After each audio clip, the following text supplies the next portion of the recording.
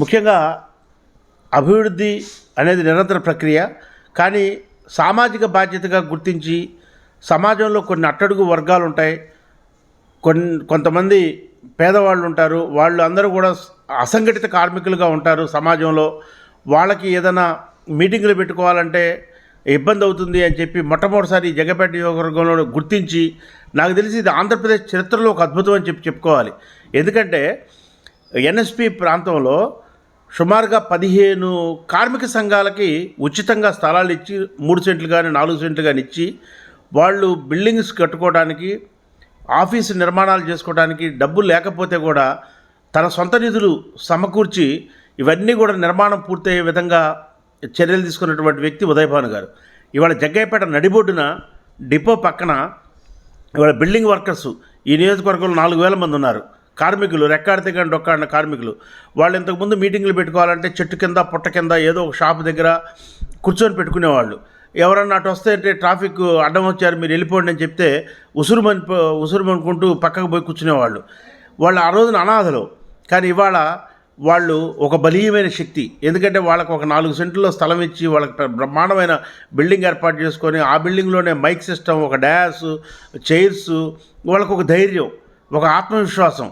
మాకు ఉదయభాను గారు ఉండబట్టే ఇవాళ ఇంత మంచి కార్యాలయం మాకు ఏర్పడింది అని చెప్పి వాళ్ళు చాలా సంతోషంగా ఇవాళ బిల్డింగ్ వర్కర్స్ మొత్తం కూడా ప్రతి నెల 1వ తారీఖుకి మీటింగ్ పెట్టుకోవడానికి ఉదయభాను గారు ఇచ్చే స్థలంలో ఒక చక్కటి కార్యాలయం ఏర్పాటు చేసుకున్నారు, అక్కడ పెట్టుకుంటున్నారు. అలానే ఫ్రూట్ మర్చెంట్స్, పండ్ల వ్యాపారస్తులు, అలానే ఎలక్ట్రికల్ వర్కర్సు జగ్గపేట నియోజకవర్గంలో సుమారుగా 1000 మంది ఉన్నారు. అలానే పెయింటర్సు, అలానే కార్పెంటర్సు, అలానే ప్రెస్ రిపోర్టర్సు, విలేకరులకు కూడా ఎప్పటి నుంచో జగ్గయ్యపేట పట్టణంలో స్థలం ఇవ్వాలని కోరిక.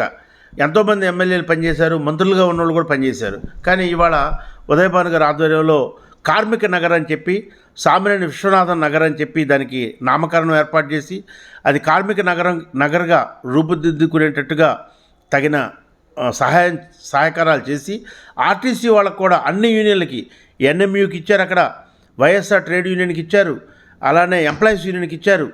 ఈ విధంగా ఫోటోగ్రాఫర్స్ కూడా ఇచ్చారు. అంటే అన్ని కార్మిక సంఘాలకి ఎక్కడ కూడా పార్టీ అనేది లేకుండా నిష్పక్షపాతంగా 15 కార్మిక సంఘాలకి మరి స్థలాలు ఇచ్చి ఈ నిర్మాణాలు పూర్తి చేసుకొని వాళ్ళందరూ కూడా సంతోషంగా మీటింగులు పెట్టుకొని వాళ్ళ చిన్న చిన్న కార్యక్రమాలు, అంటే ఇళ్లలో జరిగే నూతన వస్త్రాలంకరణలు కానీ, లేకపోతే ఎంగేజ్మెంట్స్ కానీ, లేకపోతే ఇంకేదైనా కార్యక్రమాలు కానీ, శుభాలు కానీ అశుభాలు కానీ, అంతకుముందు రెంట్ కట్టలేక ఇబ్బంది పడే పరిస్థితుల్లో ఇవాళ కార్మిక సంఘాలు ఏర్పాటు చేసుకున్న హాల్స్లోనే ఇవాళ వాళ్ళు సొంతంగా కార్మికులు కార్యక్రమాలు చేసుకొని రూపాయి ఖర్చు లేకుండా ఇవాళ సంతోషంగా ఉన్నారు అని అంటే నిజంగా అది ఒక అద్భుతమైన కార్యక్రమం. నాకు తెలిసి ఇది రోల్ మోడల్ ఫర్ ఆంధ్రప్రదేశ్. నాకు తెలిసి 2 తెలుగు రాష్ట్రాల్లో కూడా ఎక్కడా ఉండవు 15 కార్మిక సంఘాలకి స్థలాలు, అది కూడా టౌన్లో నడిబొడ్డున గతంలో ఇవ్వడానికి ప్రయత్నం చేశారు తెలుగుదేశం వాళ్ళు. ఎక్కడ బల్స్పాడు రోడ్లో 4 కిలోమీటర్ల అవతల ఇస్తారంటే కూడా తీసుకోవాలి ఎవరు, అది కూడా డబ్బులకి. కానీ వాళ్ళు ఉచితంగా ఆ స్థలాలను ఇచ్చారు. నాకు తెలిసి ఇది ఒక రోల్ మోడల్. కాబట్టి జగ్గయ్యపేట ఉదయభాను గారిని, ఎమ్మెల్యే ఉదయభాను గారిని అందరూ కూడా ఐడియల్గా తీసుకొని వారు ఎలా అయితే చేశారో అలా ప్రతి నియోజకవర్గంలో కూడా ప్రతి ఎమ్మెల్యే కూడా కార్మిక సంఘాలకి స్థలాలు ఏర్పాటు చేసి వాళ్ళు బిల్డింగులు కట్టుకునేటట్టుగా ప్రతి ఒక్కరు కూడా చర్యలు తీసుకుంటే ప్రజల గుండెల్లో చిరస్థాయిగా నిలిచిపోతారని చెప్పి నా ఆకాంక్ష.